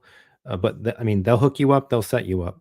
So they have, I think they do a ton of business around the madVR, and I think they have some of the best support infrastructure around this product as well. Advanced knowledge, know-how. As we mentioned, looking at the spec sheet, right? One of the features of the NB, including the core, is the remote access. So as a dealer is helping you set it up, explain some things, teach you some things, they can directly access the unit, make changes, operate the menus, and all that stuff. So if you go through AA, you're going to get really awesome service support and be left with a unit in a really good state of operation, configuration, and be good to go. So yeah, the madVR NB core. the what a year for video, right? New JVC projectors, almost essentially at the same time because the new Top Dog NZs just really started shipping, I think, towards the end of June, or really just recently became available. So we got brand new, like super premium, high-end flagship projectors. We have new hardware, a new purchasing opportunity with Kaleidescape, and we have new hardware, a new purchasing opportunity on the um, NV Core, or on the video processor side of things. So um, pretty much like Kaleidescape, video processor, high-end projector is like the trifecta of home theater, dedicated home theater display electronics. And we've gotten some pretty cool stuff, and it's just getting started as well. Yeah, I agree with this. Won't be surprised if Sony comes out. Yep, Sony Epson is all probably pending. Maybe, who knows? Again, I think we might could still see some cool stuff at Audio Advice this weekend, but definitely Cedia is right around the corner. So, so I think we're in a real cool home theater video space at the moment. Christie's still king, though. Yeah, for sure. King of another dimension of home theater. I think it's going to be sweet. Kaleidescape, NZ900, and a madVR Extreme in the theater is like, I think, borderline endgame setup coming soon. So coming soon to the Techthusiasm room in the basement. I can't wait to see what kind of an image the 900 throws in there. So circle back on a couple of other things. I teased the big channel news announcement, talked about it a little bit earlier, but I'm sure some of the audience has turned over a little bit and there's some questions. So I have been accepted as a JVC direct dealer. Been a JVC projector user since I built my theater several years ago now. I have an X790, I think it was. Originally used that for a little while, got the NX7, and then been using the NX7 since. I sold the NX7 about a week and a half ago at this point, I think it was, in preparation of wanting to get up to an NZ900. So I'll be able to make the content, showcase the new JVC projectors firsthand, settings, options, integration with the rest of the system. Again, using it with Kaleidescape and the madVR. So some exciting content to come. And if anybody out there is interested in JVC stuff, let me know. I would love to make a first sale of a monster truck, NZ900 or NZ800, to somebody. Or if you're looking for something less as well, the whole lineup coming. Just reach out. Let me put this in here. You know what? Actually, I was going to put it. I forgot to do it. I was told last week to put some contact information on a scroll, and I overlooked doing that.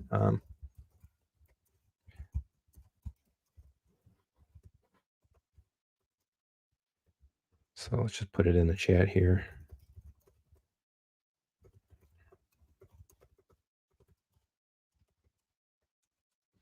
Jeremy at techthusiasm.net. I actually did a really smart thing. I set up an alias for Jeremy with an A and Jeremy with an E, and that's gotten me a couple of emails that I probably to come through that I wouldn't have gotten otherwise, because people just assumed the E. So that's pretty funny. A lifetime of correction with the spelling of my name. So anyway, Bobby's saying here, Epson new high-end projectors coming next week. Ooh, next week, pre-Cedia. Again, control the news cycle. Announce when you have the moment to yourself. And yeah, we'll see. I think great new models from everybody is an awesome thing, because it's competition to challenge everyone. Bill has an NZ, and that's why you're asking if the 900 is an upgrade. Hey, if you want to take that step, I can help you out with that directly now. But I don't feel qualified yet to answer that question. How much better is the 900 than the 9? But we'll probably have.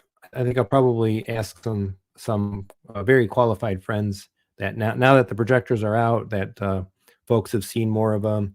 Some of my cool calibrator friends have actually been hands-on with a variety of units and stuff. We'll get another special guest live stream together and talk about some of those new units.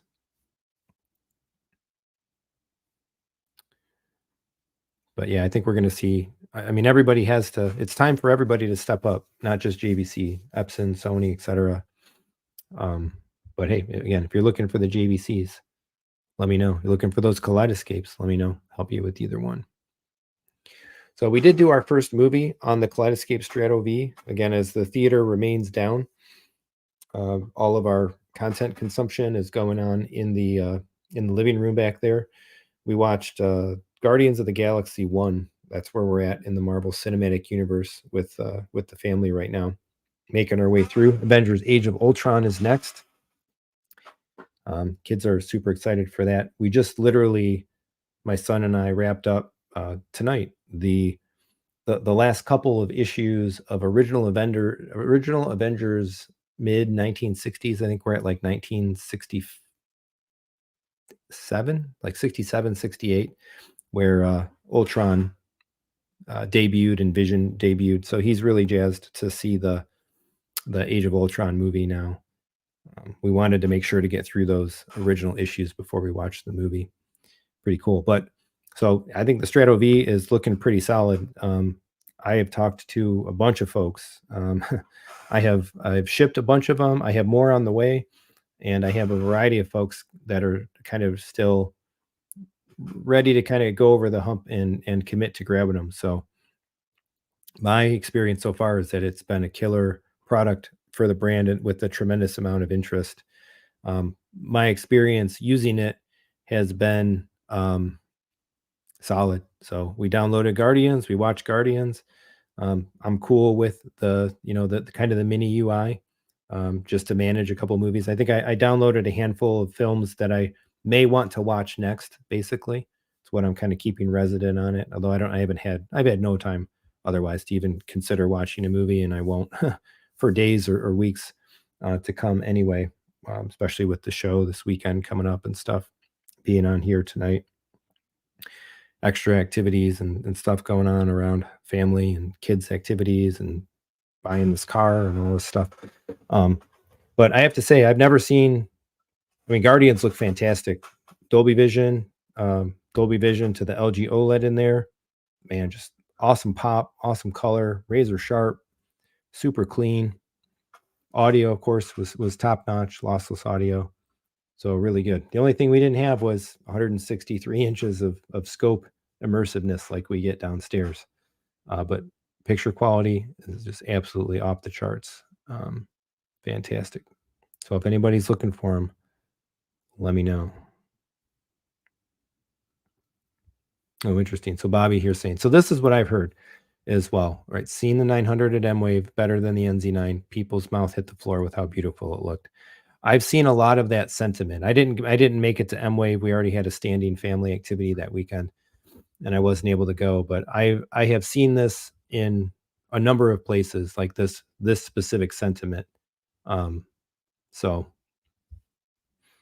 take that feedback for what you will. That the 900 was a jaw dropper, and it met and exceeded a lot of people's expectations. And if I recall, M-Wave a year ago, in the projector shootout, I think there was more conjecture about kind of how Floored or projectors presenting, and then they did the with processor, without processor, stuff like that. But again, for what I have read, I've seen a lot of this similar sentiment, so it makes me even more super jazzed to be able to go all the way to getting the 900 in the room down there.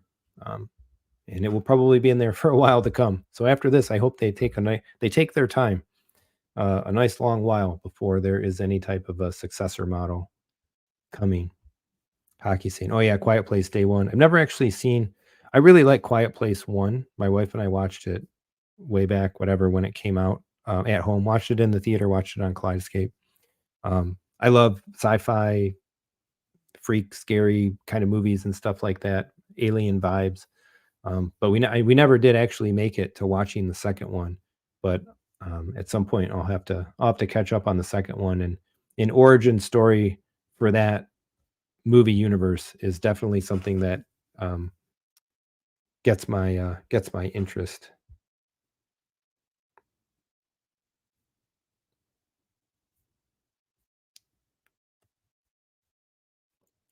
So excited one. Excited to watch it. Hope it's good. I guess maybe right here. Third is a downgrade. Ah, bummer. Steven saying the 900 looks sharp at M Wave. I think it was all 8K source, which I think was helping. I don't know anything about the specifics of what was shown or the conditions under which it was stuff was shown off. It might not have been 8K source, or did they use the 8K E shift, or both perhaps? Could have been part of it, but interesting. All right, so that's an hour and a half. That was a lot of topics I had. I'm happy to hang out. People have comments, questions. If things quiet down, um, that's fine. We can kind of call it a night. I hit all the main stuff that I wanted to talk about here. We talked about the core, um, talked about the Kaleidescape just a little bit more.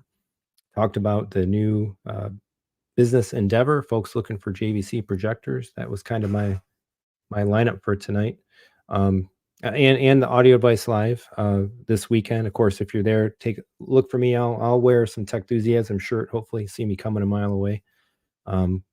Super excited to go. I'll be there Friday, a little later in the day, Friday, but still early enough to make it around some of the rooms and stuff like that for the show. And then, of course, all day Saturday, Sunday. um, 11 home theater experiences, uh, a bunch of new product showcase announcements. The core is going to be there. The Strato V is going to be there. I think there's going to be some more audio products and other things. Similar setup to prior years with the similar locations. The ballrooms down, a couple on the like subfloor. The big ballroom. They've got panel discussions going on. I think there's like 5 of them, 4 or 5 of them over the course of the weekend about home theater concepts and audio concepts and video concepts. Up the ramp and over to the side, I think there's a good several ballrooms that'll be like all theater setups there. And then, of course, you take the elevators up to like 13, 14, 15th floor. And all the way up and down the hallway is the individual rooms where the brands will be showing stuff off. I got a chance to see kind of some of the pre-event map. I don't know if the event map is already on the webpage. But I was able to get, of course, see some of the pre-material. So Vocal is going to be there. I saw things that I'm excited to see there. Of course, is these projectors firsthand, seeing the NZ900 firsthand. Vocal is going to be there. Excited to talk to them. Of course, the Anthem folks will be there. Excited to talk to them. Per Listen's going to be there. Make a connection there. I had a good conversation with them last year. Hasn't really been much of an collaboration opportunity or anything to bring up. Been a lot more focus on video and other things this past year, but excited to talk to a few of those brands, listen to a bunch of stuff, and yeah, just hang out, meet folks, meet some creator friends. There's a whole stack of home theater YouTube community and social media, not just YouTube, but like social media community folks that are going to be there. So excited to see some friends in person and meet a couple of other folks that I haven't met before. I mean, if you're in the area or it's still not too late for you to get there, I think it's a really cool event. And particularly, again, if you're debating any of this stuff, you're shopping any of this stuff, it's a great opportunity to see a whole bunch of things back to back to back, firsthand in person and all of that. So super excited. And then Cedia. I don't expect right now to be going to Cedia, but I don't know. Things are changing fast with the business dimensions of Techthusiasm, and Cedia becomes potentially more and more relevant in different ways. So we'll see what happens there. I've only got limited time and in vacation and stuff to spend, so we'll see how it goes. And then into next year, of course, for these shows and M-Wave and whatnot. Bobby talking about M-Wave. They had a high-end Barco throwing a lot of light on the screen. but they can't beat JVC when it comes to contrast. Most say JVC 900 even looks better than the Barco. Yeah, I mean, I think once you get to an NZ 900, I really consider an NZ 900 to be end game in the way that, like, I can in similar ways, maybe a little bit less so, but in similar ways to considering like the AVM 90 being end game, meaning there is better out there, but if you really take into consideration the costs, integration, and complexities of what is the better step, it's functionally like a whole different type of level, right? The step up from the AVM 90 is a Trinoff, and a Trinoff is a different kind of beast, I think, and a significant cost increase, right? We're talking multiples of an AVM 90. Once you go past the equivalent of an NZ 900, what is there? There's Barco, there's a GTZ 380, Sony, which I know folks have. There's folks in the audience right now that have GTZ 380s. And there's the Christie's and stuff like that. But these things are on a different level of cost, like multiple cost multipliers. And in some cases, like installation complexity, you got to start thinking about power delivery, and cooling, and other things. So yeah, there you go. You're the guy, the one I was calling out. So anybody wants to know about a GTZ 380, ask some questions. Hockey player can fill you in on how sweet it is. I've seen a GTZ 380 in a couple different places, and man, it's definitely phenomenal. But again, it's a different beast than an NZ 900. So in many ways, in many cases, I look at the NZ 900 as an end game stopping point for a super premium tier of home theater before you kind of skyrocket up to a different type of level. A couple Kaleidescape questions. Oh, I had a couple starred ones, actually. That's a good reminder. I'll go back and hit those. I think, were they from you? Yeah, from Richard as well. Yeah, let me do this. Let me take this one off, and let's finally get to Richard's Kaleidescape questions. He's been waiting for a while. Question about the Kaleidescape: when buying movies, will they have? Okay, yeah, just hitting the questions again. No worries at all. Will they have boutique labels like Scream Factory Editions, Arrow, video editions? And when you buy movies, do you own it? So a couple different concepts here. There are some boutique labels in the store. They have. I'm not sure exactly what you mean by the Scream Factory editions. They do have. I mean, Shout is a studio, and that's actually, I can do this. Why am I doing this on a screen that I'm not sharing? Let's add this back to the stage, and we'll come here. Right. So if we go under studios, view all. Oh, yeah, that's right. They don't have the list anymore. They do have Shout content. I don't know if you have like a specific title in mind, Richard. You feel free to post it, or if somebody knows specifically what a Scream. I'm not a super horror watcher, so I'm not sure about Scream Factory editions, but I believe. Oh, Arrow. Yeah, I'm not sure about these specific studios. In terms of owning it, though, we talk about this for sure. Yes, I mean, when you buy something in the Kaleidescape store, you own it digitally. It's in your account. It lives in your account. I have seen movies delisted from the store for sale, and when that's happened, if I've owned them, they stay in my account. So your ownership rights are retained. Usually that just means that when something gets delisted in the past, usually it means that the rights holder is changing, and after some element of changeover, usually the content comes back for a new purchase anyway. So, I mean, you have to be comfortable with digital ownership, of course, to be in the ecosystem, which I think a lot of folks are. I'm perfectly fine with digital ownership. There's very little that I own physically anymore. Pretty much the only type of media that I ever buy physical is books. I got these big like omnibus reading editions and stuff for comics behind me here. So this is kind of your follow-up question. Something happens due to license, do you lose movies that you bought? So that's a no.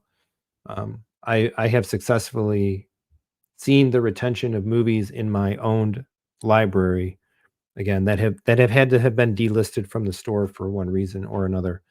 Um, the Leica animation studio titles are an example of that. They went away. I kept them in my collection, and then they came back. And the stuff in your collection, even if it had to come off of the store for a period of time, is you can still freely download and watch it. So good to go in those respects. Let me make sure that I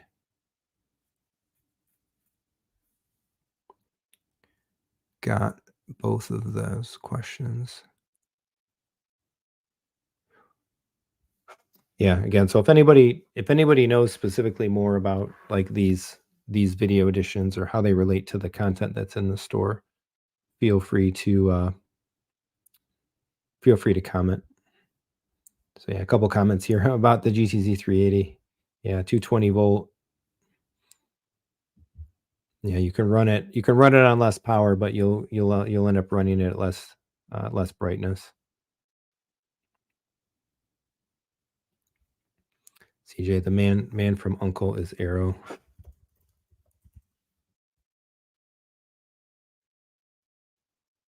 Oh. Yeah, right here. Right. Yeah, it's showing if we're looking at the right movie, this is showing up as Warner Brothers. 2 new digital upgrades available. What do we get? Oh, Jaws. Cool. Cool beans. That's nice. Pretty sweet. Still need these Rockies, man, in these Leica animation movies. But Jaws 3 and Jaws the Revenge. Here you go. Kaleidescape awesomeness. 4K upgrade, 492. That's pretty sweet. I haven't looked at the store today or in the last couple days to see what was new. So there's A Quiet Place. Yeah, Jaws. These weren't here the last time I looked. And whatever this is, Force of Nature. The Dry 2.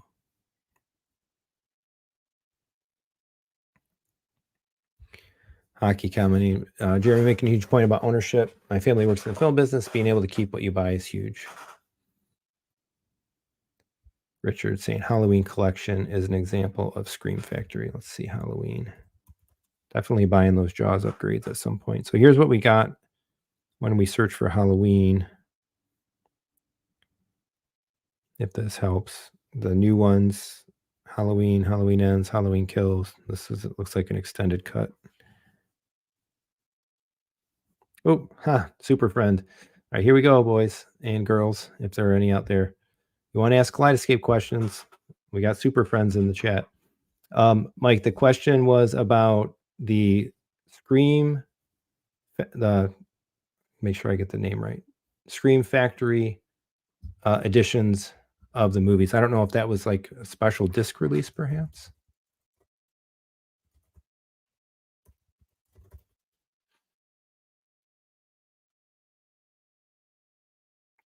Or if I always thought, I guess, that just Scream Factory was kind of like Shout's name for the horror titles that they have the rights to and that they release. I don't know if there's anything actually special in terms of like encoding or anything like that. Looking at the Scream Factory on the Shouts webpage, it feels like a ton of the movies that are here are on K in the store anyway.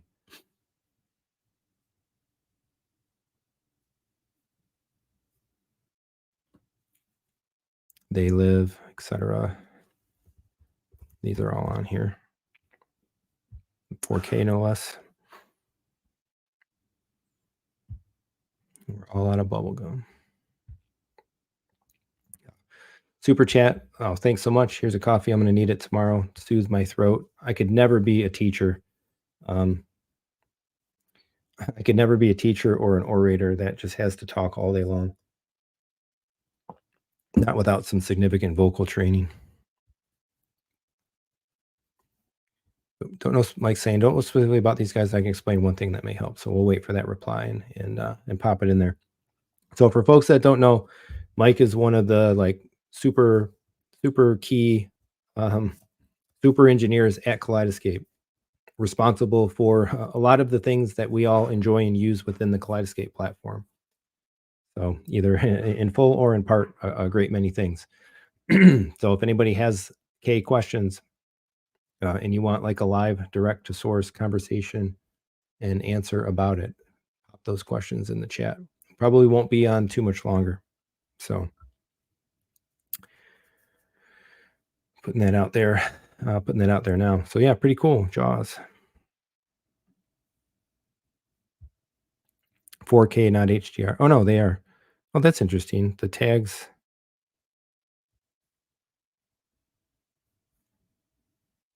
Oh, interesting. The store doesn't show. I guess I didn't realize that. The store, it used to, we used to have like, okay, so the tag on the left is basically just resolution. And then you can click in now and you see, it used to be that you could see the tags, the HDR tags and stuff right here. So yeah, Dolby Vision, Dolby Vision, Dolby Atmos, Dolby Vision, Dolby Atmos. Sweet.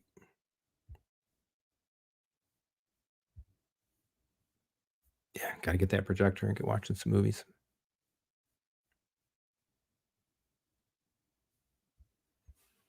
Yeah, store badging changed to 4K. There wasn't room to fit. Yeah, 3 potential 4K formats. Yep, that's good. Like it. And of course, the color coding stayed the same. Blue for HD, the gold's for 4K, and maintaining the little checks in the corners as well. All right, so about the question about the Screen Factory stuff, Mike's saying sometimes physical distribution and electronic distribution is licensed separately. Sometimes there are disc editions that are completely unavailable for electronic distribution. But Richard, I think you'll find a bunch. I think you'll still find a bunch of those titles in the store if you go kind of searching for them one by one. And if you want to talk about it tomorrow, you want to interested in the platform, feel free to reach out, Jeremy at techthusiasm.com.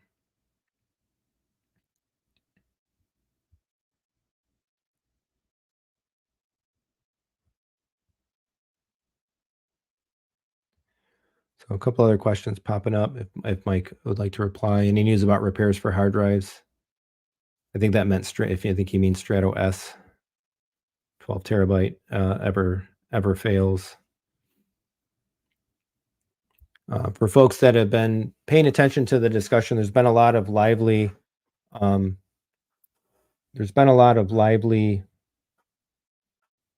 feedback, and discussion from folks on the Kscape Owners Forum. Mike and other folks from Kaleidescape engage directly right there. Great place if you're thinking about entering the platform or you're actually already are an owner. Come join the conversation there. We talk about a whole lot of Kaleidescape stuff there. Some folks have been bringing up some elements, folks that had reason to potentially like consider something as a bug or something in the V. There's been some discussion about it. So this is kind of one of the topics that came up. I think there was a user that was, or a question, I guess, from a user about metadata in a certain setup kind of not passing through exactly right for HDR10. So I believe that's a bug that's being investigated. I think there was also some discussion, if this was the same thread that I'm thinking about, that there was a thought that it may have something to do with like a receiver setting as well. Specifically like the, I forget what they call it now. I haven't had a Denon Marantz in a while, but some of the pass-through setting there.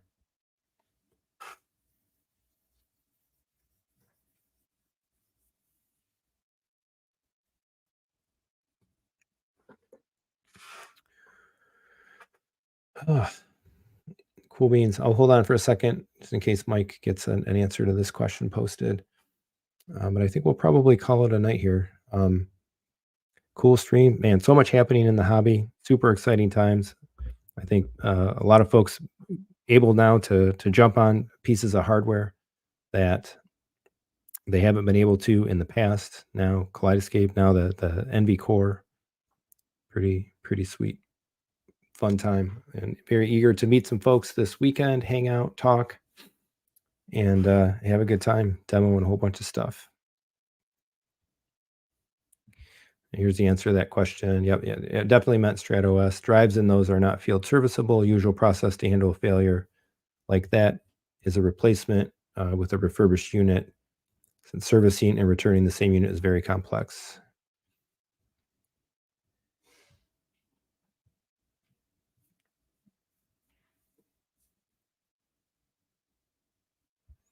Dave's saying he has a Teradyne 96. Yep, the big dog.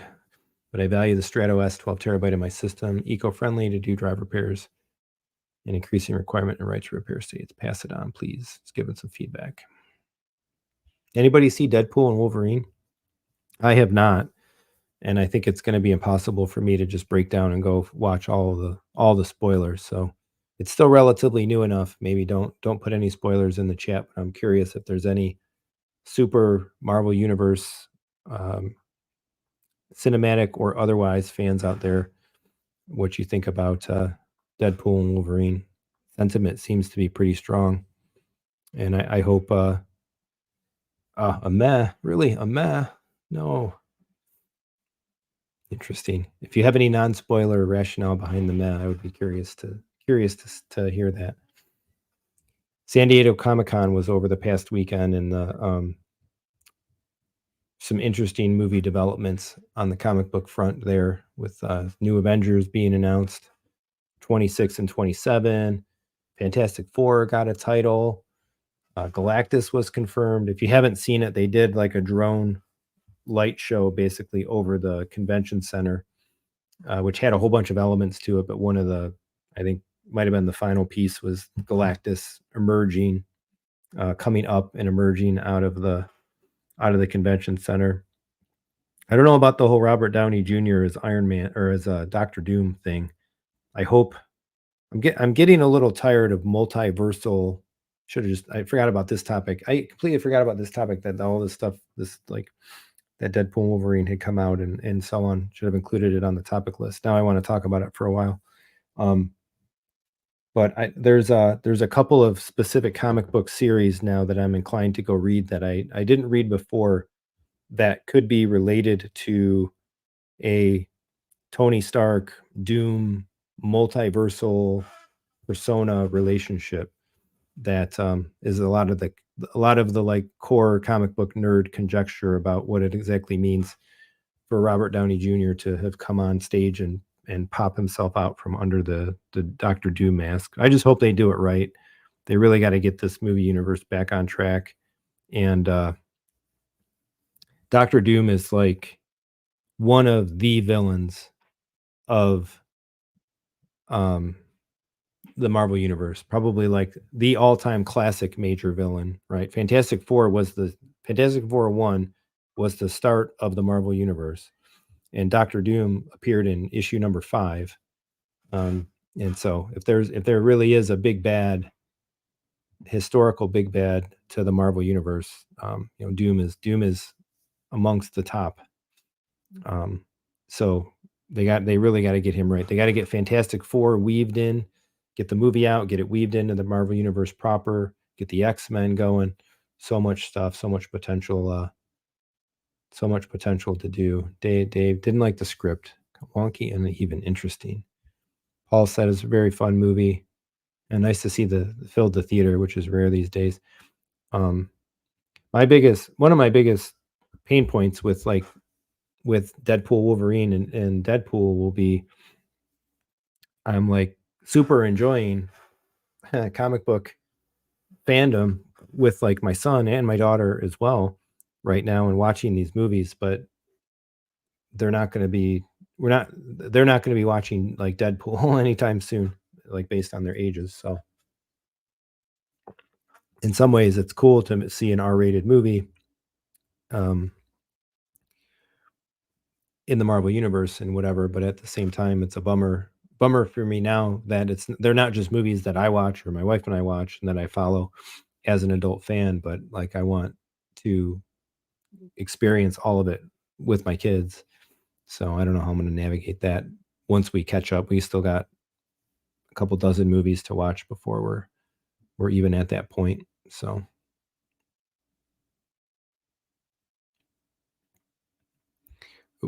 Mr. Dibanez said, saw Deadpool 3 at a Universal City IMAX theater. Nice. Hockey saying support your theater. Yep. Last movie we saw at the show was Mario. We haven't gone back to the theater since Super Mario. And I actually had to drag the kids to Super Mario. Like, I don't remember what we were doing. It was like a lone Saturday where we magically didn't have something going on in the latter part of the day. And it's like that movie was out. It's like, I'd really like to see it. Oh, let's just go to the show. And they're like, we don't want to go to the show. We have a home theater. Like, what? No, we went anyway. We were like the only ones there. Richard saying, Kscape pretty good, pricey. My setup as a server, rip my movies and stuff. Yep. Kaleidescape goes down. It came down, so this is the moment. Get yourself a Strato V and incorporate it into the system there. Yeah. Oh yeah, I mentioned in the Kaleidescape theater deal, and I think they even just expanded this now, right? With the was it Mercury?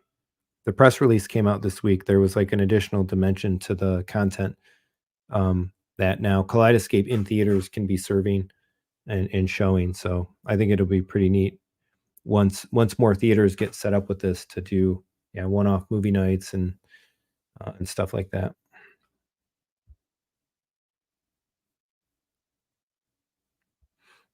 Andy's saying, love the V. Main menu without the catalog looks weird. Looks like I'm going to have to get a storage server. Yeah, I think probably a lot of V owners will end up migrating into storage servers. I do agree. It does feel different having basically been a Kaleidescape user for several years, and of course, being used to the movie wall, being used to having uh, a decent amount of content always downloaded and available to watch and stuff like that. Going to the V only UI, the experiment of going to the V only UI, it makes the platform feel a little bit different for sure. Um, but different doesn't necessarily mean bad in any way. I think the box is filling an awesome space back into the platform, and I think there's still merit to the way that they actually did the UI and the dynamic rows for different purposes and stuff like that. I haven't filmed it yet, but I will do like a um, definitive like UI overview because the UI content it's definitely buried in like the 3 hour live stream from a week ago, and I want to do like more direct edited coverage of kind of the same stuff. So that'll be coming soon. Hey Andy, if you're looking for a server, I happen to know a guy. Reach out. Happy to help you out. And if you add a server um, to your V, there's promo credits and stuff like that available. So pretty significant depending even an 8 terabyte gets you like $500 of movie store credit. So and it ramps up from there if you get into a bigger server. So Jeremy at techthusiasm.net, happy to help you out. Even is definitely an 18 plus movie talking about Wolverine and Deadpool. Yeah. We were talking about it after we watched Guardians, and my son knows that movie is out, and he knows all the characters and stuff. He knows a lot of the Marvel characters. Even though we're reading the older stuff, the Silver Age stuff, he knows a lot of the characters because we own everything. We own everything in this right here. Right? Sometimes you got to get off the screen. Marvel Champions card game, it's phenomenal. This is absolutely phenomenal and fun. And so me and him are way into it. So he's really aware of a lot of characters, their power sets, some of their backstory and what they're all about. So he knows who Deadpool is. We have the Deadpool. We have all of it. We have the Deadpool hero pack. And so my wife was kind of teasing him that, we're going to get like the movies up to a certain point, and then we're just going to have to stop for a few years until they're old enough to watch the R-rated ones. And they were like, oh no, come on. Yep. Mercury. Mercury Records. So the deal forged this week with Mercury follows up the deal that brought Kaleidescape to theaters, now just not for movie content, but for concert content at movie theaters. Pretty cool. Dave, yep. Richard, once you try Kaleidescape, you'll never unsee the awesome experience. I can hook you up. Yep. Yeah, for new V and V only users, we won't know any better with the UI. That's true. You'll like it. Yeah, actually, let's double check something here.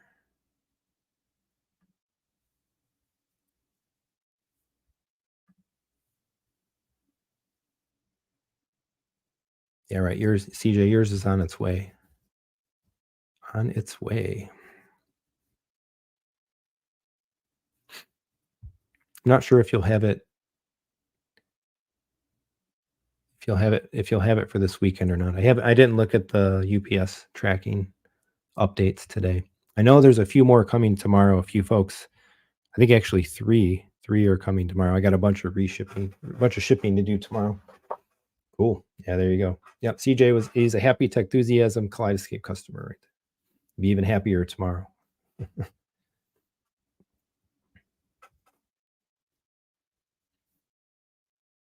Yeah, Richard's saying his issue is he collects boutique labels from Scream Factory, Kino Lorber, Arrow Video. Will the store have those plus the editions that are remastered as well? Yeah, you'd have to look on a title by title basis to see what's there. But you can do both as well. Like I've talked to a lot of folks in the last couple of weeks about the V, and I've heard a lot of folks say that they're buying it to be able to take advantage of kind of watching new stuff without the wait, and then from there, that as they do that and they start to do more, they'll segue their way in more, I'm sure. Um, Disc to digitals, buy some favorites. Um, but getting if it would provide value to you for some reason or another, some of its merit, some of its value, it doesn't invalidate your other collection. Well, yeah, ultimately, yes, right. You kind of use them for different purposes. Well, I guess is what we're saying here. I still maintain some amount of content on my server just because it's not in the K store. K doesn't have Toho. God, I'd love to have Toho. Mike, talk to Luke and those guys. Get Toho, please. I want the whole Godzilla content set. I want to buy it all. Godzilla -1. We need it. We need it, all of it.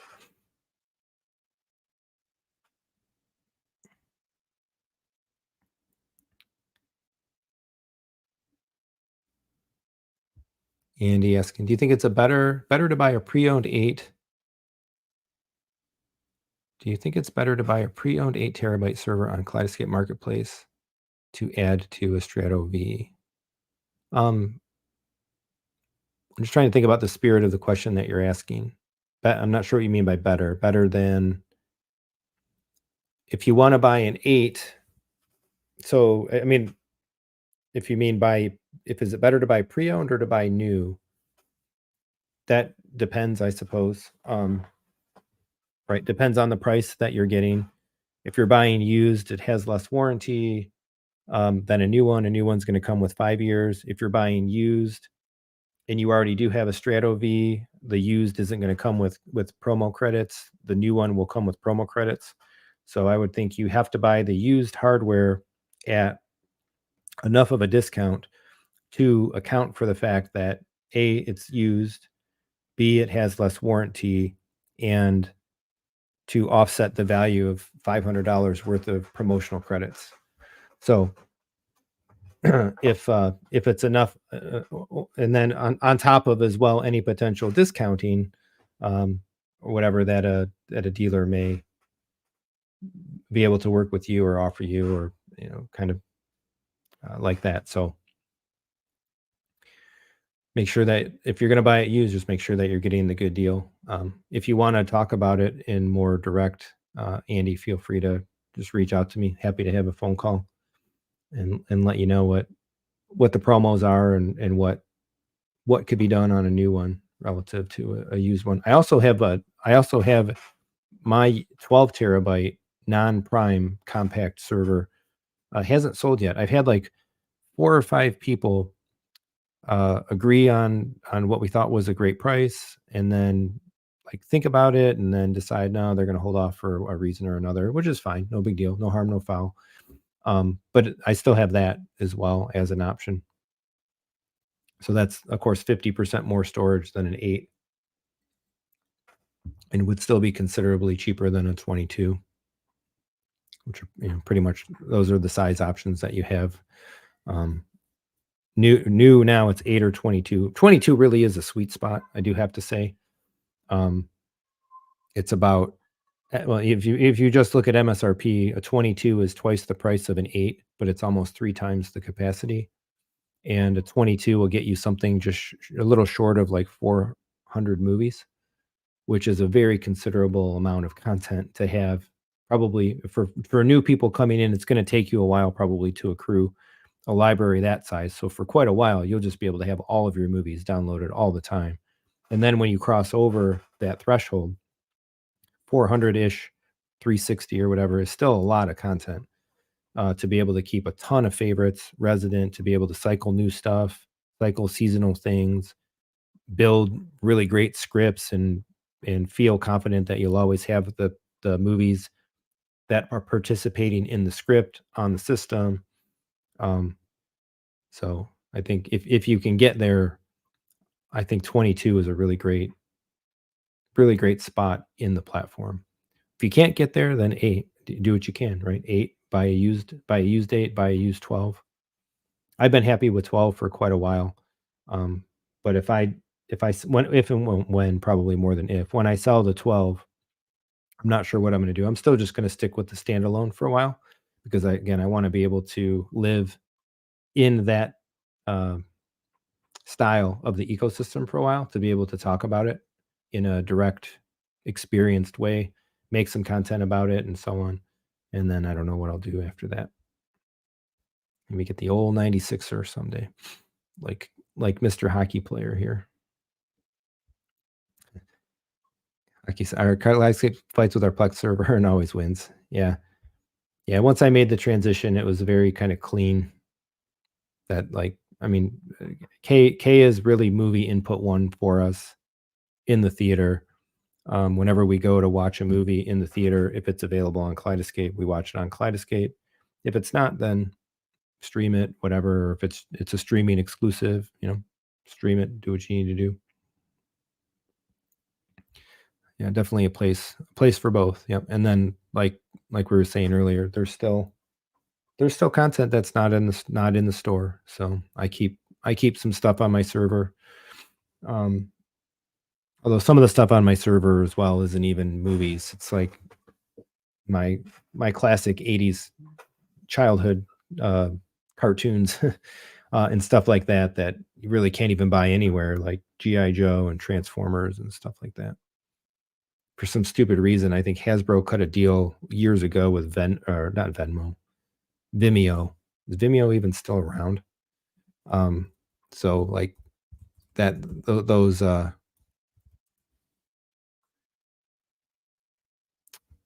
is it Vimeo? There's like some YouTube knockoff that existed a long time ago. I don't know what it was now. And unfortunately, I think a lot of that real classic cartoon content ended up locked up, and you can't even buy all the Transformer seasons and all the GI Joe seasons on iTunes these last years. He-Man disappeared for a while and kind of came back, but so I just have some old nerdy childhood classic stuff on my server. It's definitely like minimally diminished since having been in Kaleidescape. Cool stuff. Still got a lot of folks here, but the conversations died down. It's 11:08.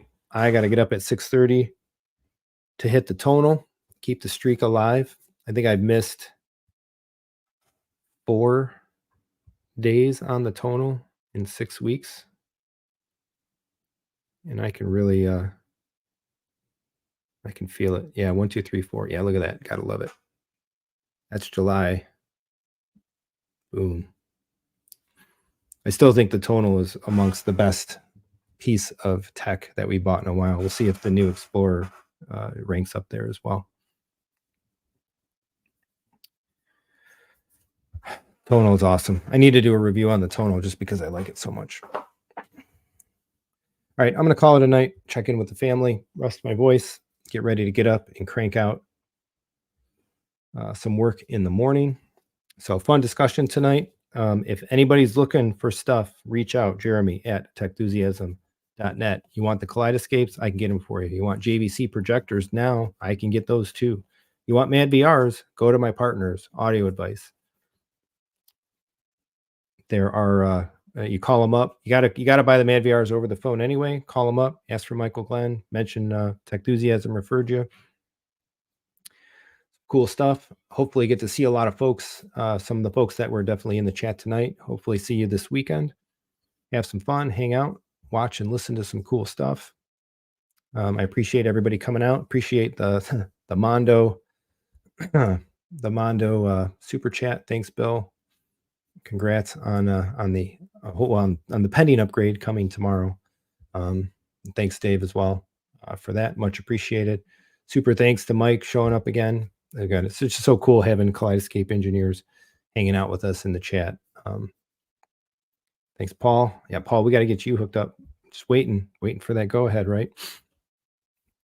Thanks, Julius. Thanks to all the friends. We'll talk soon. A lot to talk about. Even more coming up. CD is right around the corner. This hobby is just getting ready to heat up into the fall and into the holidays. So thanks everybody. Thanks for watching. Coming back for more home theater discussion and fun.